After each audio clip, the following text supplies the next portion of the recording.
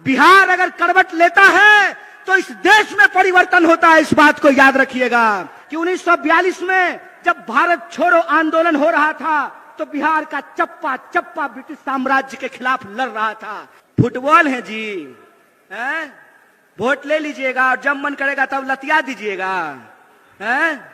शांति नहीं तब तक जब तक सुखभाग न नरकासम होगा, नहीं किसी को बहुत अधिक और नहीं किसी को कम होगा। गृह मंत्री का बेटा कौन है? बोलिए ना जी। आपको ईडी से थोड़ी डर लगता है।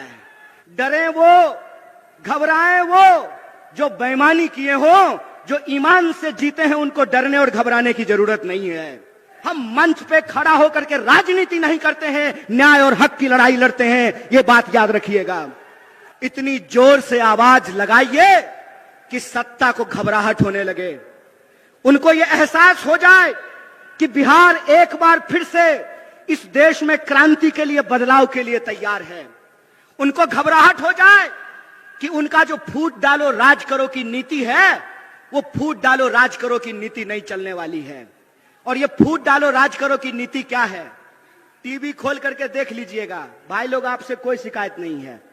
हमको मालूम है कि जो लोग मीडिया में नौकरी कर रहे हैं उनके पिताजी प्रधानमंत्री नहीं है, गृह मंत्री नहीं है, मुख्यमंत्री नहीं है। वो साधारण परिवार के लोग हैं। लेकिन जो मालिक हैं, वो मालिक इस देश के 140 करोड़ लोगों के साथ बेईमानी करने के लिए तैयार हैं। आप टीवी खोल करके देख लीजिए।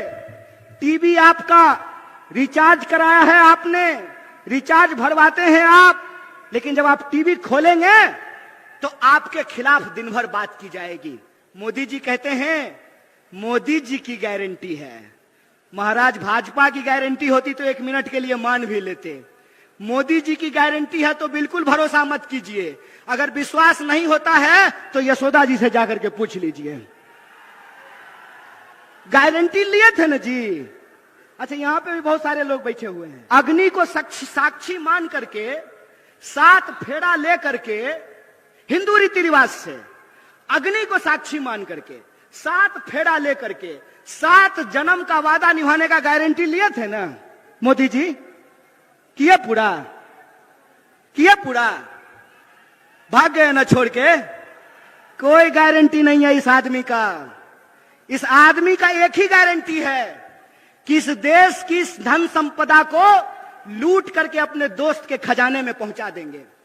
एक ही गारंटी है कि रेलवे बेच देंगे, एयरपोर्ट बेच देंगे, पोर्ट बेच देंगे, सड़क बेच देंगे, नदी बेच देंगे, खदान बेच देंगे, और इस देश के जो आम लोग हैं वो नौकरियों के लिए दर दर तड़पेंगे, दर दर भटकेंगे। और जो भी गारंटी इन्होंने कहा था, मैं आपसे पूछता हूं कि कौन सी गारंटी पूरी हुई है? बोलिए। 15 लाख आपके खाते में आया? 15 लाख खाते में आया? 2 करोड़ नौकरी मिली? महंगाई कम हुआ? काला धन आया? तो कौन सा गारंटी पूरा हुआ है जी? कौन सा गारंटी पूरा हुआ है? मंदिर बनाने का? एक बात बताइए, मंदिर की बात चली है तो मैं भी एक बात कहना चाहता हूं। मेरा जन्म मिथिला की पावन भूमि पर हुआ है और मिथिला के लोग यह बात जानते हैं कि मिथिला की धरती माता जानकी की धरती है। माता जानकी, जिनके बारे में हम लोग कभी भी भगवान प्रभु श्री राम का नाम अकेले नहीं लेते हैं। जब भी बोलते हैं तो क्या बोलते हैं? बोलते हैं सियापति रामचंद्र की जय। बोलिए, बोलते हैं कि नहीं बोलते हैं? देखे हैं राम जी के साथ फोटो सीता जी का? एक फोटो बता दीजिए। राम प्रसाद नवीन कहते थे, भूख से तरफ के मरवा काहे, मरने होते लड़के मर जा। जुल्मी बढ़लो तहू बढ़ जा, भूख से तरफ के मरवा काहे, मरने हो तो लड़के मर जा। मैं समझता हूं कि बिहार को, बिहार की एक एक आवाम को यह बात याद करने की जरूरत है कि हमारा गौरवशाली इतिहास क्या रहा है, हमारी ऐतिहासिक परंपरा क्या रही है। कहते हैं ना कि दुनिया के किसी इलाके में चले जाइए, कोई पद ले लीजिए, कोई पोस्ट ले लीजिए, लेकिन एक बिहारी अगर जन्मता बिहारी है तो मरते दम तक बिहारी रहता है, उसकी पहचान बिहारी रहती है। और हम जहां भी जाते हैं हर जगह लोग ये सवाल पूछते हैं कि अच्छा कन्हैया ये बताओ कि बिहार में क्या हो गया। और उस वक्त मैं बड़े अफसोस के साथ आप लोगों से यह दर्द साझा कर रहा हूं कि मेरे आंखों में पानी आता है और पहली बार जिंदगी में आंख शर्म से नीचे झुक जाता है, क्योंकि बिहार में पटना में जो बैठे हुए राजनेता हैं उनको नहीं मालूम है कि अपनी राजनीतिक अवसरवादिता के चलते बिहार की भूमि का पूरी दुनिया में ये लोग अपमान कर रहे हैं। ये भूल गए हैं कि बिहार कौन सी धरती है और बिहार ने किस तरीके से दुनिया को सत्य और अहिंसा का पाठ पढ़ाया है। आप सब जानते हैं ये कांग्रेस पार्टी का मंच है और आप सब कांग्रेस पार्टी के शेर दिल कार्यकर्ता हैं, जिंदा दिल इंसान हैं आप लोग। तो मैं आपको याद दिलाना चाहता हूं, बिहार वो भूमि है कि जहां पर एकमात्र देश के राष्ट्र कवि पैदा हुए और राष्ट्र कवि का नाम दिनकर है। और दिनकर कहते हैं शांति नहीं तब तक जब तक सुख भाग न नर का सम होगा, नहीं किसी को बहुत अधिक और नहीं किसी को कम होगा। ये दिनकर लिखते हैं। ये बिहार की जो ऐतिहासिक परंपरा है, ये बिहार की जो गौरवशाली परंपरा है, उस बिहार की गौरवशाली परंपरा को धूमिल करने का काम किया है भाजपा ने। बिहार की गौरवशाली परंपरा को पलटू राम बनाने का काम किया है भाजपा ने।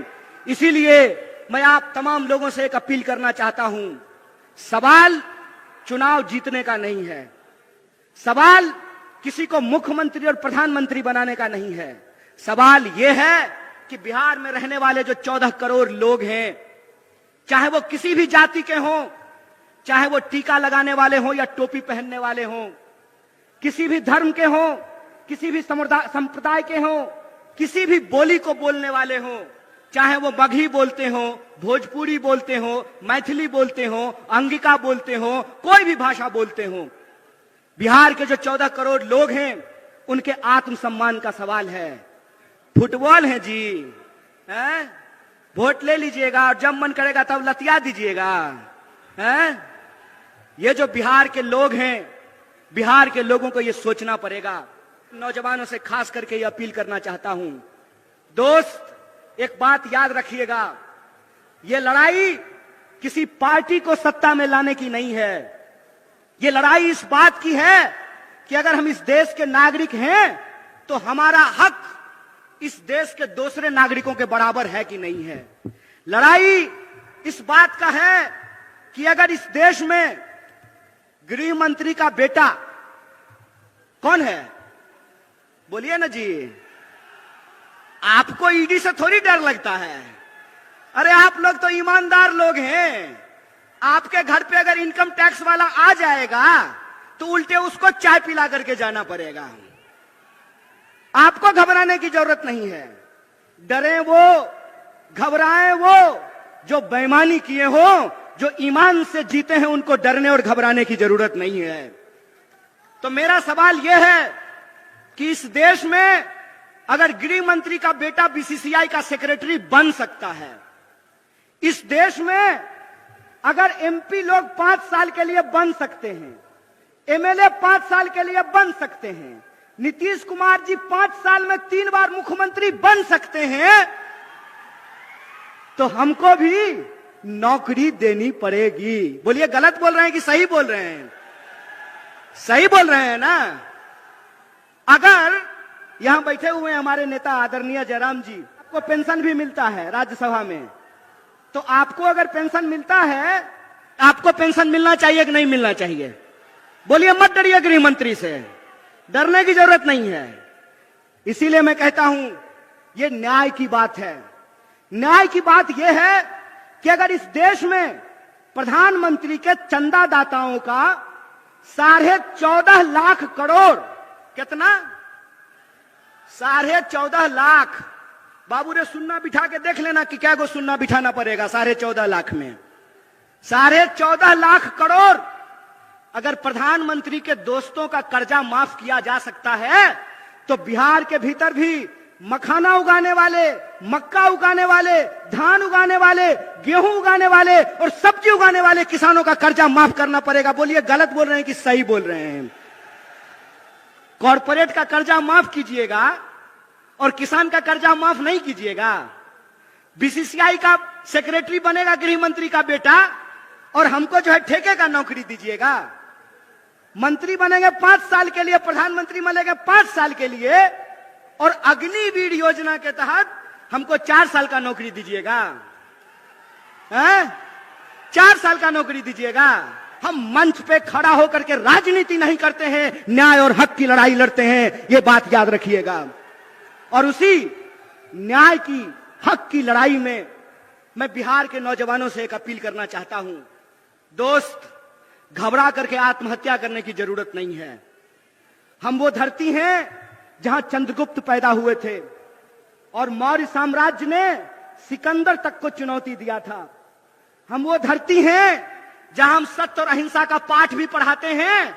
तो हमारे यहां दशरथ मांझी भी पैदा हुए कि एक छेनी हथौड़ी से पहाड़ काट करके रास्ता बना दिया था। हम उस बिहार के लोग हैं।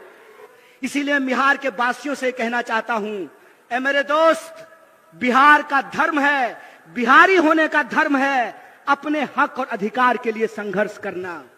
बिहारी होने का धर्म है कि 1942 में जब भारत छोड़ो आंदोलन हो रहा था तो बिहार का चप्पा चप्पा ब्रिटिश साम्राज्य के खिलाफ लड़ रहा था।